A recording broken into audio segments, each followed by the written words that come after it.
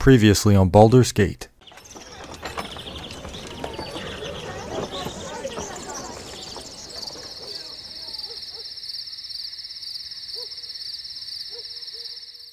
With your hurried flight from Candlekeep barely behind you, the troubles facing the Sword Coast seem an unfamiliar blur to your fractured nerves. Gorion would not have you sit idle, however, and perhaps investigating local concerns will shed some light on your own predicament. How the iron shortage or the trouble in the Nashkel mines could possibly be linked to you, you have no idea.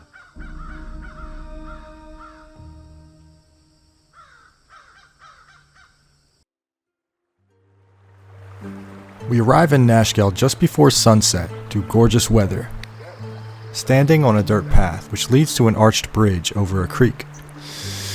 We take in the crisp air. Looking down into the water from the bridge, it's so clear that we can see the rocks sitting on the bed of the creek. Our party of 6 crosses the long bridge and arrives at the town entrance. Not a problem.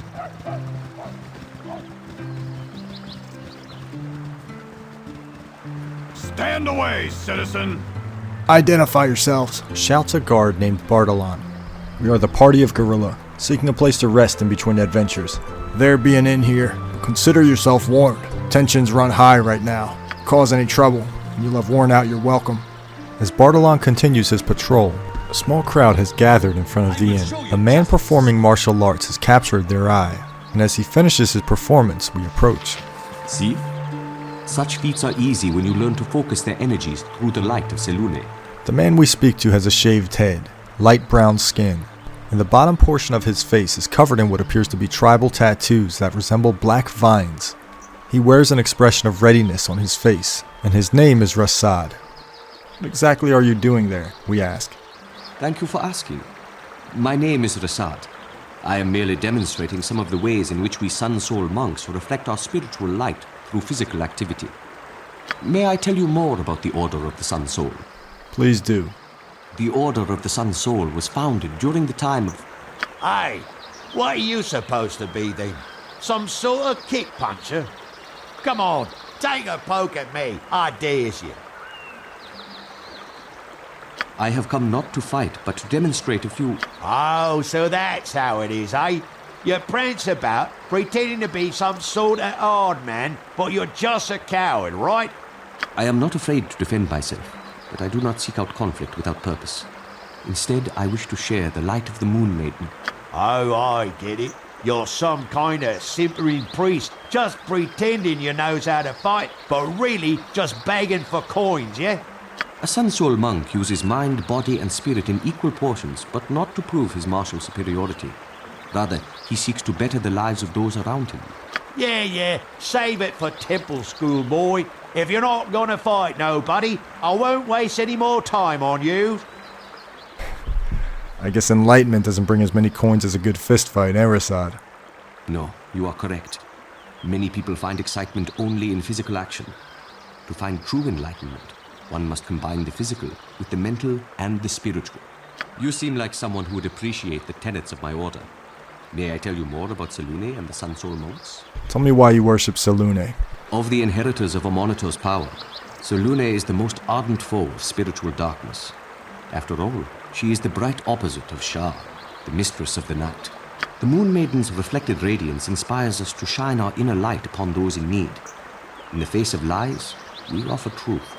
In the face of hatred, we offer compassion. Oh, it sounds like a good philosophy. What more would you like to know? Tell me about the Order of the Sun Soul. The Order of the Sun Soul was founded in the days of ancient Netheril.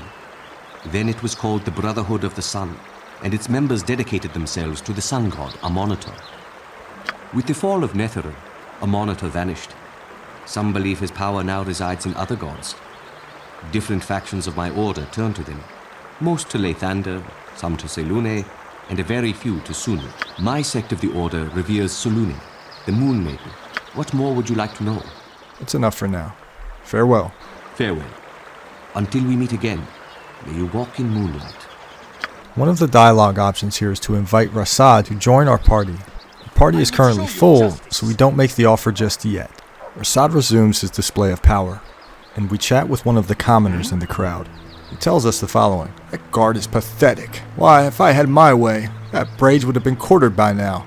Just a man, like any other. A blade delivered in the proper fashion will drop him as simply as his victims. We update our journal. It is now hour 20, and we stand in front of the tiny inn that we plan to rest at tonight. Our first priority, however, is to get Khalid over to a temple so we can resurrect him and finally take care of Zara and Montaran's quest. Now that we're here, we head southeast, along the small street. The clear blue river runs adjacent to the main path in this town. The first store we pass is a small adobe building with a wooden door. The sign reads Nashkel's store. Given that, this is actually a pretty small town, which was kind of unexpected. We head inside. There are 2 standalone wooden shelves in this tiny store, with a candlelit table in between them. Barrels are stacked in a corner, and the storekeep stands in front of them. We approach him. Not a problem. Welcome to my humble establishment. Interested in a little business on the side, friend? I have a man who swears by his grandmother he glimpsed a white wolf up in the Cloudspeak ice fields. It was about a good short ways south. Should be easy pickings for a smart sword. I'd pay you good money for its pelt, so it's a guaranteed sale if you go. Keep it in mind on your travels. Oh, can I interest you with anything here in my humble shop? Nothing right now, we reply. Having no desire to partake in killing of animals for money, we continue on our way. A lot of Omnian soldiers patrolling these parts. Continuing southeast, we see a man with a bow standing on the dirt path. For the glory of Am! And we speak to him. His name, Baron Gaskill, the man that both Jahira and Zar spoke of. Hello there. I recognize Jahira in your group, so you must be the adventurers I was expecting. I am Baron Gaskill, Mayor of Nashkel, and I am happy to welcome you. I am sorry. What exactly is the trouble here? We ask. I can't believe you haven't guessed. Have you heard of the iron shortage? Well, Nashkel is in the thick of it. Our mines are all but shut down because of the workers. They continually go missing. And what ore we do get is tainted somehow. I would send in the town guards, but we need them to protect our citizens from the bandits that raid our caravans. We need you to find out what is wrong in the mines, southeast of town. I will do what I can, we reply to Baron. Thank you. You will be the toast of the town if you can help. Our journal is updated. The mayor of Nashkel, Baron Gaskill, has asked for my help. I'm to go to the mines southeast of Nashkel and find out why the miners have been going missing.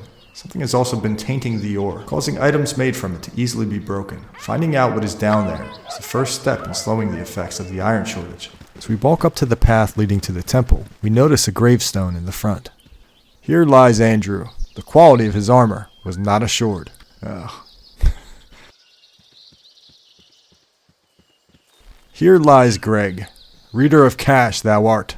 If want of any, dig 4 feet deep, and thou wilt find a penny. That was not so great. Let's check another. Here lies the body of Rob. If not, please notify the undertakers at once. That was a good one. Let's check another. Here lies Scott. Sleep? I don't need no stinking sleep. Pretty good. Let's check one last grave. Here lies Kelly, an atheist, all dressed up and no place to go. It's enough. We're done. The temple is a grandiose structure built with brick and mortar. 2 tall pillars and crests are on either side of the entrance, and above the door is an emblem of a stone hand. We enter the large temple in hopes that a priest can resurrect Khalid. Inside, a walkway of marble stone leads to an altar where a priest stands. We notice a statuette of a hand behind him, which is the same symbol on the temple exterior. This one has an eyeball symbol located in the palm area. The room is illuminated with an amber light. We speak with the armored priest, who is also carrying a mace. Not a problem. Ah, intrepid adventurers at our door. Helm guards over all the realms, and his servants are at your disposal. The vigilant one stands ready to mend thy ailments, and so divert the unyielding gaze of the great guide, for a suitable donation, of course, just to demonstrate our mutual goodwill, you understand. He continues, Helm watch over you and our poor lost brother, Braj. A finer captain of the guard could nary be found this side of Am. Such a strange change for one so devout as he. One does not usually change so drastically without nefarious help. If there was an evil influence on him, perhaps the harsh justice of the military should be stayed. He'll find no quarter at the garrison. But if he came to the temple, well, his restitution not need be his life. Is there anything I can help you with? Yes. What kind of services do you provide? We ask. At the cost of 100 gold, Khalid gets resurrected. With 1 HP out of 13, our journal is updated. Not even his own guards have been able to find Captain Braj. Nalin at the Temple of Helm in Nashkel seems to think that Braj might be under the influence of some evil force. If I return Braj to the temple, he might not be killed for his crimes. As we exit the church, we notice a short man standing in the middle of the main pathway. His name is Oblek. Oh, you have returned, and so soon. Say not another word. I would not think of making you wait for a moment for your just reward. When council told me that they had procured Grey Wolf to rid the woods of the bandit Tonquin, I knew we could expect swift justice. I would not have predicted success this quickly. But who else could it be striding into town looking as you do? Please accept this meager sum of 200 gold pieces, as well as a heartfelt thanks of all of Nashkel. Look, you must have made some mistake. I'm not this Grey Wolf. Keep your money. It's not mine to take, we say to Oblek. You are not Grey Wolf, the bounty hunter. Sweet Helm, I must give 200 gold pieces to a complete stranger. The captain best not hear of this. He'd have my hide. Thanks be for your honesty, stranger. There are those who would not have done as such. The party's reputation has increased by 1. Good on you if you saved the day. Goody goodies make me sick. Our companions react to what just happened here.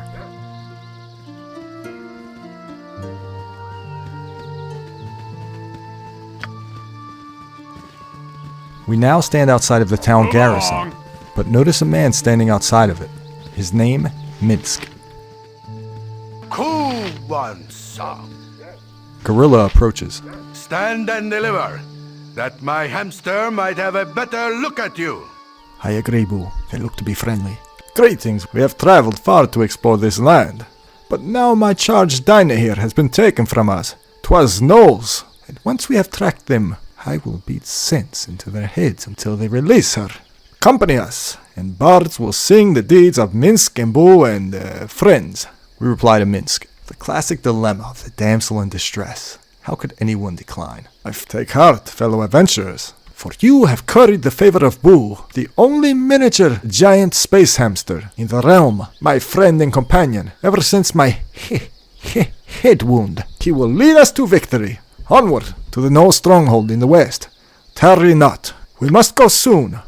Minsk has an interesting demeanor. He holds a hamster close to him and looks at it with loving eyes. That said, he could also come across as a fierce warrior, with wide purple tribal tattoos spanning his bald head. Now, I would like to recruit this guy, but our party is full, and we intend to fulfill our obligations to them before we make any changes. I am truly saddened to wish Minsk and Boo to leave. If you have any need for a stout blade, and an even stouter man to swing it, do not hesitate to call on me. We log our journal. I have agreed to help Minsk rescue his friend. She is held captive at an old stronghold far west of Nashkel. Now these quests, I think they have timers, so I don't know if we triggered the timer or not, but guess we'll see. He remains standing there, waiting for us to help him locate Dinah here. We head into the garrison. Stand away, citizen! A soldier stops us at the entrance. Hey there! Who told you could come in here? This place is only for members of the Omnian soldiery. Little snot noses like you're not welcome here. Come on, get out of here before I have to kick your butts. We reply to the soldier. Who the hell you think you're trying to push around? Shut up, get lost before we have to hurt you. Sorry about yelling at you. I didn't mean nothing from it. I'll just be going now, okay? With ease. Looking around, there are numerous storage chests. Imoen has no desire to steal from these soldiers, so we continue on our way, further down the path. Not a problem.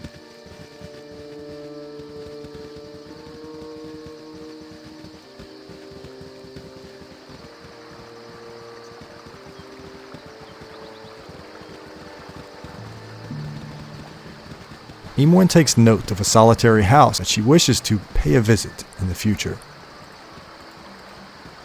Walking past the second tavern, which is built on top of a small cliff overlooking the river, a frail beggar stands outside and we speak to him.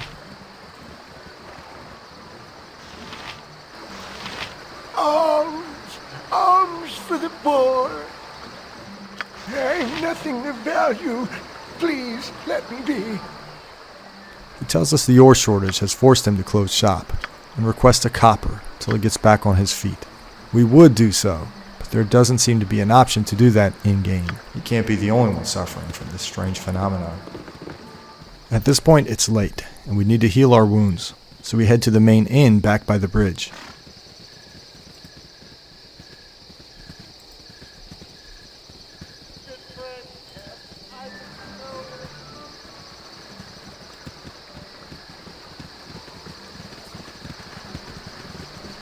This way. Yes? It will be done. It may be a touch unladylike, but I'm gonna slit your throat, I am. Upon entering, a woman speaking eloquently approaches us. She's heavily armored. Just fancy my luck seeing you stroll in here bold as day. I expected a hunt and a chase from the description, but who am I to argue with easy coins in the purse? May the Lord of Shadows guide you swiftly to your death. We look at Naira and say the following. Would first know my attacker. Why are you doing this? Naira replies, who I am is unimportant, though my name is Naira. What I am is a hunter of bounties, and on your head is a lovely little sum. Does this satisfy your request? I thought it wouldn't. No matter. Naira attacks. The battle commences at the entrance of this very small tavern, as she raises her arms shoulder length to cast a spell. The first thing we do is have Jaheira heal Khalid, given that he only has 1 HP. We also have Zar hit her with Minor Drain. Fortunately, Naira's spell failed, as it appeared as though it was going to be a very powerful one. The fighters attack and Zar gains distance, before using his wand, which hits her for 3 magic damage. Someone is missing. It's Imwin, and she's halfway down the main road, away from the party. She hears the commotion and runs over to assist.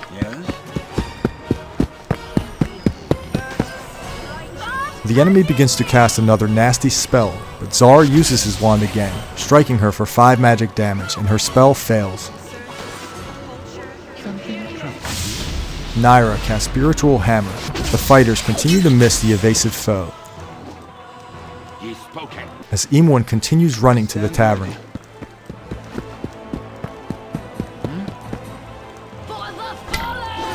She arrives and immediately dodges a critical hit, then tags Naira for 5 missile damage. Now, Naira takes 2 missile damage from Montaran's bow, a critical miss from Naira, and 2 magic damage from Zar. The difficult foe is now at critical health, but gets in a powerful strike of 10 crushing damage to Gorilla, sending him to critical health as well.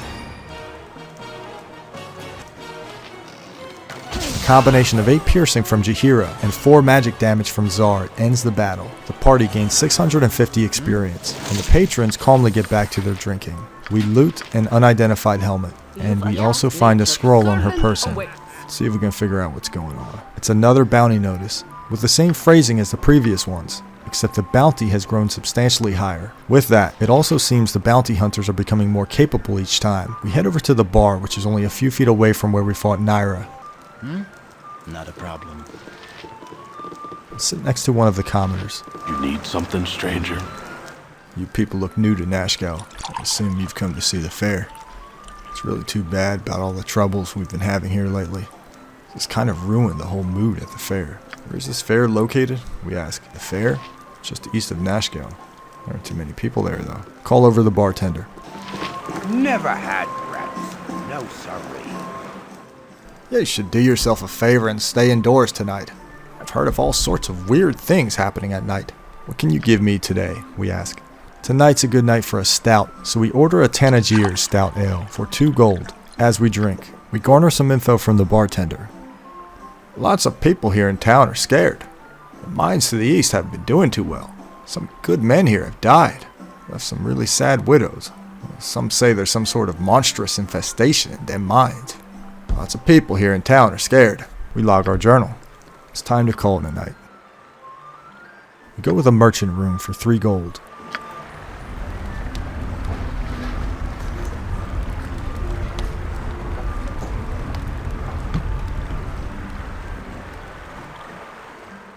Eight hours later. I don't want to seem confrontational, but could you be a little less, evil? Gorilla walks back into the tavern to find Khalid, who woke up on the wrong side of the bed, starting a problem with Montaran. Your wit be as sharp as my blade. Do we exchange jabs, or will ye cease your prattle? Seems like Khalid heeds Montaran's threats. We can all move on. The party heals up as much as we can, given the severity of the wounds caused by Naira.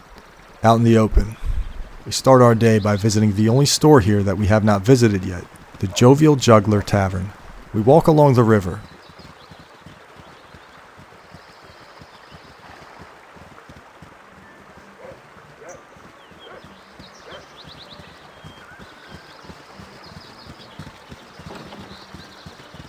And enter the tavern.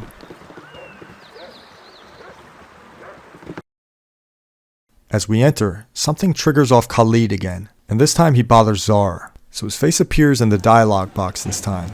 Khalid tells Zar that something about him is disturbing, and Zar replies, Why must you goad us into other people's concerns?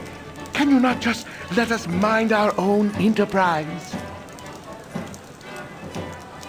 I had thought none could be so beyond the bounds of goodness. Certainly you need help. I begin to see your true nature, and 'tis as I expected. None are as insufferably righteous as Harper's.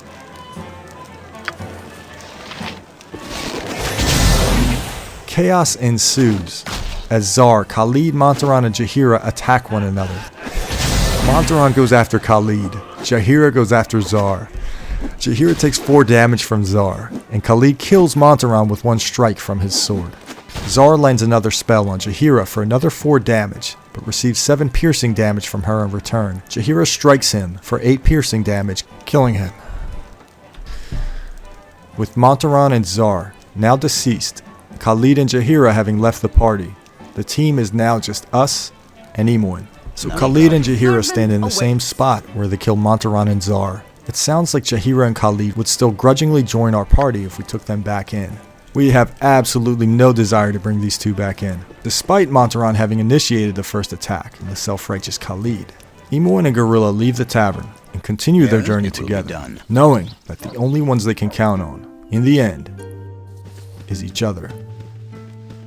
Thank you for joining me.